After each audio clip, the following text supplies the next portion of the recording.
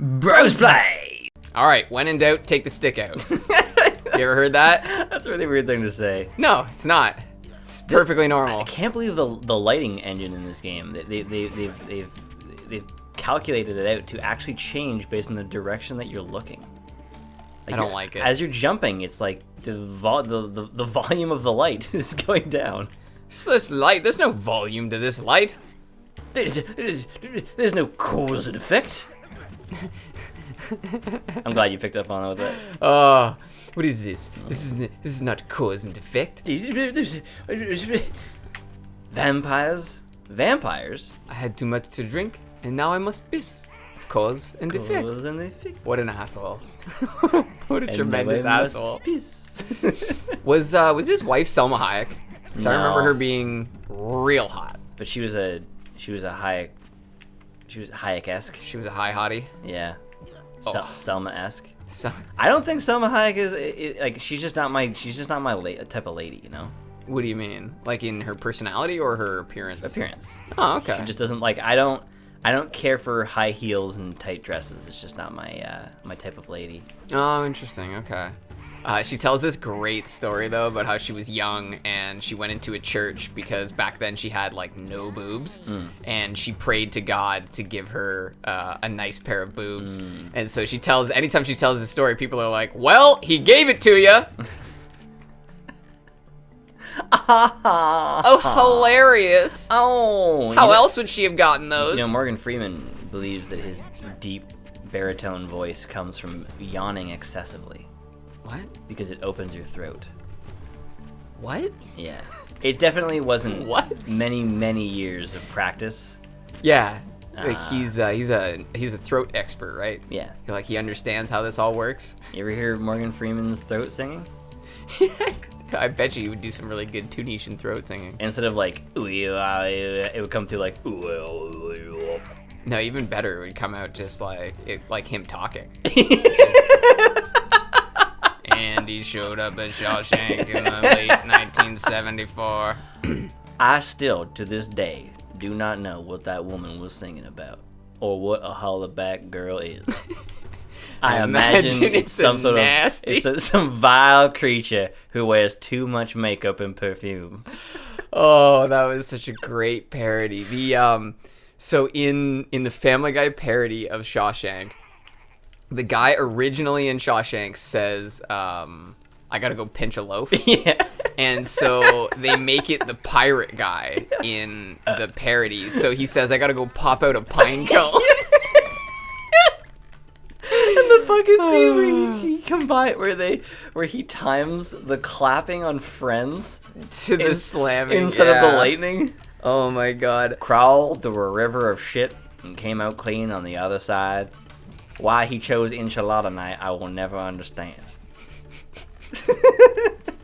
Oh my god, there are a lot of really, really great Family Guy parody moments. But I haven't watched Family Guy in, I would say, 5 years or something It's like been a long that. time. And I have this fear that they've very much turned into like what The Simpsons ended up being. Yeah. Where after a certain number of seasons, they kind of lose their direction. How do you... I mean, it's amazing when a show even does 6 seasons consistently. Like, Peaky Blinders is at 5 right now, and that's because... Like, they've done consistently because they haven't bit off more than they can chew. Seasons are 6 episodes long, so they're tight. They don't push too much on, like, stretching out the stories, right? And then this show's, like, Supernatural.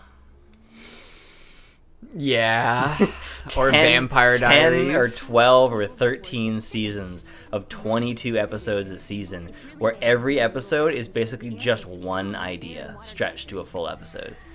And they even make fun of themselves with like how frequently they go around in circles, and it really bugged me. I wish that show was a lot shorter, because it had some great ideas. And I watched it for maybe 2 or 3 seasons, maybe even 5 over a couple of years, but it was like the first 2 seasons was basically just ghosts. There were a couple unusual things here and there, but it was basically just spirits. And you kill a spirit by burning its remains. So it was just episode after episode of finding its remains by being detectives, which is it's all right on its own, but it went on for a long time, and then Angels and Demons showed up, and then it just never stopped Angels and Demons for like 3 consecutive seasons. Where it was like, they rarely ever did anything but deal with Angels and Demons. To me, it's always weird when a show, like when the subsequent seasons of a show don't have the same attitude as the other ones. They feel like they're going in a different direction. That always seems weird to me. Yep. And it just seems like maybe you should make a different show. Letterkenny did it well, though. The attitude of the first season's kind of rough. It's supposed to, I think they were trying to more depict actual Ontarians, including like the shitty assholes? parts of it. Yeah, I couldn't watch that show because of the meth heads. It was like, What show? Letterkenny. The first season? Yeah. Oh. They're actually called the Skids, but I'm pretty sure they either do or sell meth. I can't remember. But I couldn't watch it because they were so much like actual Skids that I was like, I know these people. I don't need to watch this. But then they figured out that the characters worked better as more cartoonish, like stereotypes of characters. So out of nowhere, like in the first season, the sister just doesn't like Daryl. There's no explanation for it. Like he says, "Hi, Katie," and she's like, "Go home, Daryl." And then in season 2, they're just really good buddies, and there's no explanation for it. Because I'm guessing getting to the second season, they were just like, I don't know if it's good to have one of our core characters just not like somebody, so let's just change it. And they've never been uncool again. Yeah. It's a little jarring, though. And then McMurray, one of the best fucking characters ever. He talks like he always has like the same, his voice like, and he really hams it up after season 1. Like he basically only speaks that way. And so it becomes this thing where he's like talking for long periods of time, and it's like Boomhauer. Oh. Like you can understand what he's saying, but it's so throaty. He's like, I love my wife. We're gonna make some kind of gin and tonics, cocksucking gin and tonics. Oh my god. That's always a fun character. The one that you can't understand. Yeah. Because you can do a lot with that. You can give them a lot of dialogue that you couldn't give to other characters. They somehow did him very well where you can understand him. It should be like unapproachable. Or maybe people who aren't from here wouldn't understand that voice, but I've actually known people who talk like that, who always speak like down like, I was fucking Really? I don't know if I've known any of those. Well, you just learn to figure it. I mean, you've learned to understand my mumbles and stuff, right? It's just over time. Yeah, you get used to anybody you're around on a regular basis. There's been times where I've said something to you and I'm like, I can't believe you understood what I said. Or even just like you'll say something with no context, but because we've known each other for so long, the context is all there in the memories. Or fucking some of the inside jokes we had when we were kids were so funny. They were just so specific and nobody understood what we were talking about. And yeah, we were doing charades one time. And, oh my god, that's right. I needed you to say Mexico. Brazil. And so for FIFA, I was really into soccer in high school or elementary school, and Mom got me a graduation gift, which was a Brazil soccer jersey, and I needed you to say Brazil. Or was it Mexico? I swear it was Mexico. But Brazil was your team. That was you had the shirt and the hat from Brazil. Maybe it was Brazil. Maybe it was soccer. Like maybe you had to get because I'm pretty sure what you yelled was Mexico shirt. No, Brazil shirt. Brazil swear. Okay. I swear. But I just drew like a hat and a shirt. It was a graduation hat followed by a shirt outline, and you were just like, Brazil shirt, and everyone was like, what? Yeah, it's kind of unfair. It's totally unfair. Yeah, Pictionary should be played only with strangers. Although Pictionary is weird because when you're doing it like a competitive 1v1, because the person who gets the point, you're working against each other. No, usually you play, so like you and I are on a team, and I'll draw pictures you have to get, and then there'll be 2 other people on a team, and they'll draw pictures to each other. But you can play it 1v1. I don't think you can. Maybe it is just cooperative 1v1. Like, you could play it 1v1, but yeah, it's not gonna be a competition, because there's no way to do that right. No contest. I like board games, but I prefer card games personally. Damn it. I get very bored by board games. That's why they call them that. Yes, that's 100% why they call them because that. they're on cardboard. No, never. I just find card games to be a little more straightforward, a little simpler. There's a show on YouTube where a guy named James talks about board games. It's called James Board Games. No, it's called Board James. Oh my god, that's actually awesome. That's awesome, man. Good for you, Board James. The name's Board James Board. Oh, I love making up the origins of stuff. Like, you remember when we had to do that when we were kids in elementary school? You had to tell an old tale about how an animal got something. I didn't have to do that. Mine was how a beaver got its flat tail. Oh my god, so you had to make like a fictional story? Yeah. That's awesome. Yeah, so what mine a great was, assignment. Yeah, well, and then you also draw out, like, you make like a kid's storybook, right?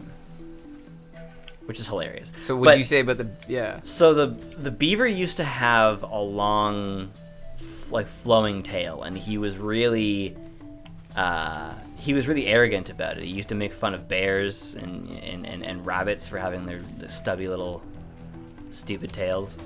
And I guess they, like, wanted revenge, so they lured him into some sort of ravine where the bear was standing on top of like a cliff. And this is dark, man. And so they're just gonna fuck up this beaver? Basically, they're like, "Oh, you think your tail is something?" Dude, this reminds me of Shawshank Redemption. And then they throw sticks on his tail before he jumps, so that it creates that, like, checkered pattern. So they just fuck this guy up, and the bear jumps on top of him, crushes his tail with the sticks laid over top of it to create the checkered thing. So your story was the beaver was... wow, what a dick. So your story was that the beaver was once a majestic asshole animal that was then ganged up on due to civil unrest in the forest and was essentially beaten. Yes. Oh my god, that's so funny. Your teacher must have sent that home and been like, you need to speak to your son. There was one, these two girls did a story about narwhals, and there was a fucking actual battle between the narwhals and the walruses, and they depicted actual blood and like stabbing each other, having like the narwhal war. Whoa. And then the one after it was these two dudes who said that rabbits got their long ears because they, like, a hunter, like, grabbed them by the ears and stretched it out. Oh. And the teacher said it was too violent and said nothing about the fucking Battle of the Walruses. Yeah, because people only seem to give a shit about human on other thing violence. Yeah. They're like, well, if the other things are being violent, that's their natural course. But yes. Humans aren't supposed to be violent naturally. It's not like we've been doing it our whole fucking existence. The ebb and flow. The ebb and flow? Yeah, the ebb and flow. Ebb and flow. Because we're all made of butterflies. Wow, wow, wow. Oh, he don't know why the rabbit's got a long tail. Yeah, the hunter thing. That is dark. Like, I see what she's saying, but I also think yours is dark. It's fucking violent, yeah. Well, yeah, sure. Oh, like it's also premeditated mutilation. See, and that's the thing. The hunter, like, he sounds like a jerk, but these animals, like, they gang beat this guy. Gang, gang. Gang, gang. Gang, gang. Gang, gang. Yeah, it's funny how a teacher will do that. They're like, I want you to figure out how the origins were, and then they, like, don't like the origins that you come up with. Yeah, well, we had a teacher. I didn't actually go to the course, but I had a teacher who said that the whole point was of the one semester was to they gave you all your projects, and it was up to you as to which ones you wanted to do in which order and when they came out. You were going to make your own deadlines at the beginning of the semester and then have to follow it to mimic actually dealing with projects, right? And then she heavily criticized and changed things around on people and didn't give them a choice. From their own timelines. Which I guess depicts the way that your boss or your client might be. So what exactly was, like, she obviously gave you, these are the assignments. Yeah. And And I guess I think that that's a silly idea, though. If you are gonna put that kind of power in the kids' hands, you have to give them guidelines so that when they come back to you, their answers make sense. Well, it was in college. Oh, well then, yeah, you should let them do whatever the hell they want. Yeah. Yeah, that doesn't make any sense. Why would you tell them what to do? I don't know. Silly people. It was the same instructor who openly talked about how much they didn't enjoy first-year students. Just because they're first year. Basically, she was basically like a 13-year-old kid making fun of noobs. Fucking noobs. Yeah, I can understand that personally, like, because first-year students haven't proven that they have a commitment yet. That's exactly what she said. Yeah. Like, she would say it on a regular basis to first-year students. Like, she's just a dirty bitch. So, like, is it supposed to depict that one asshole and every time you get to a new job and they're like, I don't like you and I don't have to? It actually might. It's like, listen, job Karen. training right Listen, there. Karen.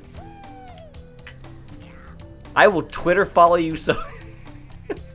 I will un-Twitter follow you if you say anything else. Oh my god. Me and my 100 people are leaving. Okay, speaking of Twitter. I already don't like where this is going. Or perhaps Instagram, I don't actually remember which, but I saw an example of modern lunacy. So Joe Rogan was interviewing this girl who's a comedian, and I should start with that preface because, you know, comedians aren't really known for being the most mentally stable people, so like this isn't obviously the most representative behavior.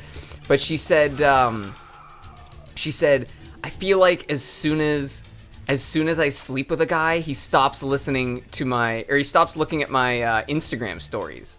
And Joe's like, why do you give a shit if he looks at your Instagram stories? And she's like, because that shows that he cares. And he's like, no, maybe you should just stop putting out Instagram stories. That's really strange. Well, look at them bobble their heads every time the whip goes by. Woo, woo. Well, and then the other thing I read, I don't remember where I read this, but somebody said, somebody wrote, you know someone's into you when they block you on Twitter.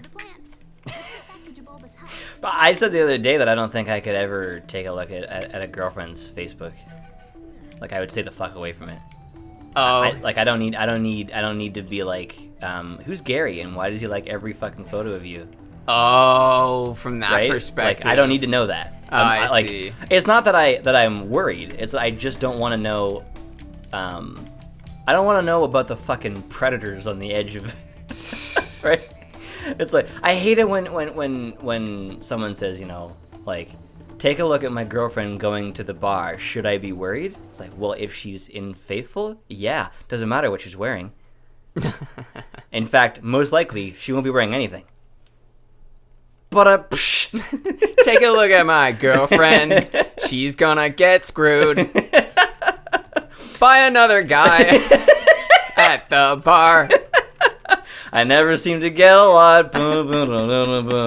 She's a whore and I don't like her. Why am I with her now? Oh, I saw this video and a picture of a girl, and she must have been, I don't know, grade 1. And she had this picture, and it said, "I love my whore family." I love the this person pronounces the exactly how a kid wrote it. It was like, I had a great time. I had lots of makeup on me fast. Makeup on me. You told me about this one. Oh, it was like, I had a great time at Chicken Crib. I don't even know what that is. What? Chicken Crib. Chicken Crib. That sounds like a type of credit card or something, you know? Like, welcome to Chicken Crib, the most safe card that you can get. I fucking love how companies tell you how great their product is. It's so funny to me. It's like, 100%. Works 100%. Completely secure. Oh, completely secure. Because the last thing was completely secure and somebody got in. What is happening to that rhino? Yeah, it doesn't like the edges. Is he alright? No, look at his fucking animations, no, dude. No, he's fine. Look at it. Don't worry about it, man. That's how his legs move. They flap. He's got like 3 frames of animation. Yeah, and if you try and put him off the edge, he really doesn't like. Oh, I guess. Whoa. Wow. Wow, those are some cool Tim clouds. Burton would be proud. He certainly would be. All right, we're gonna go meet Jibulba. Jibulba? Jibulba. Welcome to Jibulba. Which is different from Sebulba. Yes, Jibulba. What a great name. Oop. And that's one of my favorite lines in that movie. Oop. Yeah. The VFX on the pod racing scene are incredible. I think 2 dudes did all of the environments in that entire fucking scene. What? Yeah. Really? And they did real motion blur, and you can tell because when motion blur, when stuff is blurred, different things blur differently. If you just throw motion blur on top of something, it blurs everything. Whereas the actual proper motion blur, from not being able to see things fast enough, certain things don't blur. So in that shot, they're going super, super quickly, so the environment is blurring. But the shadows aren't. Because they move with you. Because they wouldn't. Yeah, they would be. You would be able to see the shadows properly. That's serious, like Attention to detail. Yeah, and the original Star Wars films, the background environments still hold up because they were paintings. They were really, really good paintings. Yeah. Green screened out.